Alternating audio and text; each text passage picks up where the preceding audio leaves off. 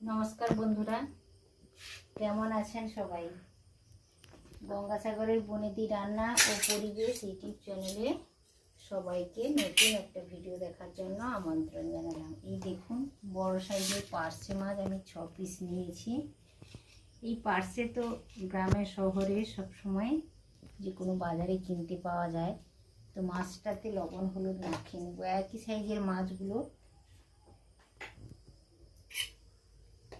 মাছটা বড়ি দিয়ে আজকে রান্না করব। হাতের কাছে পেলে অবশ্য আপনারা একবার না একবার ট্রাই করে দেখবেন, ভীষণ ভালো লাগে খেতে। লবণ হলুদ দিয়ে দিলাম। এবার এটা ভালো করে ঘষে ঘষে লবণ হলুদটা মাখিয়ে নেব। মাছটাতে লবণ হলুদ বেশ ভালো করে মাখিয়ে নিয়েছি। একটা বড় সাইজের পেঁয়াজ আমি গ্রেট করে নিয়েছি। আপনারা চাইলে ছোট ছোট করে কেটেও দিতে পারেন, কিন্তু গ্রেট করে যদি পেঁয়াজটা দিয়ে রান্না করা যায় তাহলে গ্রেভির স্বাদটা অনেকটাই বেটার আসে। 3টা কাঁচা পাকা লঙ্কা চিড়ে নিয়েছি। হাফ টমেটো, একটা বড় সাইজের টমেটোর হাফ ছোট ছোট করে কেটে নিয়েছি। আধা চামচ নিয়েছি ঝালের জন্য লঙ্কা গুঁড়ো, ঝালটা আপনাদের নিজেদের পছন্দ মতো ব্যবহার করবেন। আধা চামচ নিয়েছি ধনে গুঁড়ো, আধা চামচ জিরে গুঁড়ো, আর অল্প নিয়েছি হলুদ গুঁড়ো। আর এই দেখুন, কিছুটা পরিমাণ নিয়েছি বড়ি, আমার নিজের হাতে বানানো বড়ি, বাড়িতে বানানো বড়ি। এই পার্সে মাছগুলো যদি বড়ি দিয়ে ঝাল বানানো যায় খেতে কিন্তু খুব দুরন্ত লাগে। তো সমস্ত কিছু আমি আপনাদের দেখিয়ে দিলাম। এবার চলুন রান্নাটা শুরু করা যাক। কড়াইটাতে তেল দিয়ে দিলাম মাছগুলো ভেজে নেওয়ার জন্য। ধোঁয়া উঠতে শুরু করেছে, তেলটা গরমই হয়ে গেছে। এবার অল্প অল্প করে মাছগুলো ভেজে নেব।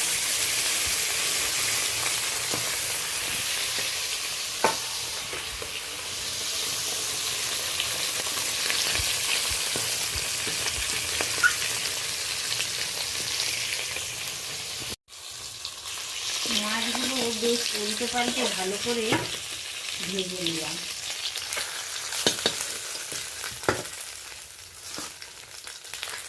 মাছগুলো বেশ ভালো করে ভেজে নিলাম। মাছ ভাজার পরে কড়াইতে কিছুটা পরিমাণ তেল রয়েছে, ওতেই আমি বড়িগুলো ভেজে নেব। তেলটা একটু কম হয়ে গেছে, আরও অল্প তেল দিলাম। বড়ি দিয়ে পার্সে মাছের ঝালটা কিন্তু দারুণ লাগে বন্ধু।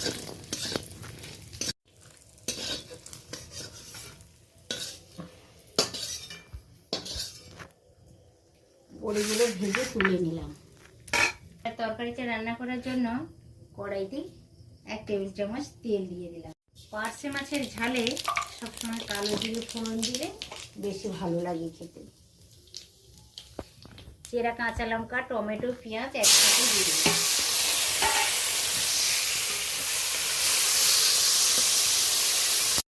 লবণ দিয়ে দিলাম।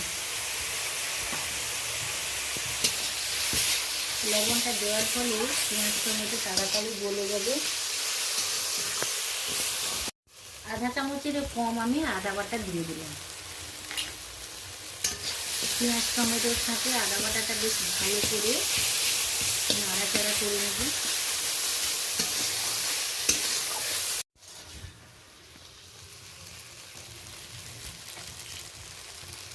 শুকনো মশলাগুলো দিয়ে দেবো।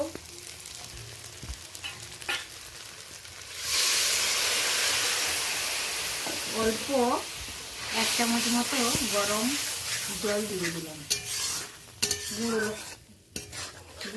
মশলাগুলো দিয়েছি।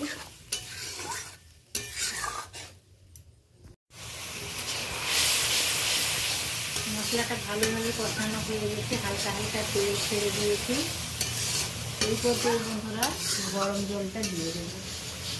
যে কোনো তরকারিতে একটু গরম জল ব্যবহার করলে তরকারির স্বাদটা অনেকটাই ভালো আসে এবং তাড়াতাড়িও হয়ে যায়। সবসময় আপনারা গরম জল দিয়ে রান্না করার। তরকারিটা ভালোভাবে ফুটে গেছে। এই পর্যায়ে মাছগুলো আমি তুলে দিলাম। আর যে তরকারিতে বড়ি দিয়ে করবেন বন্ধুরা, একটু জলের পরিমাণ বেশি দেবেন, কারণ বড়ি অনেকটাই জল টেনে নেয়। এই পর্যায়ে বড়িগুলো দিয়ে দেবো।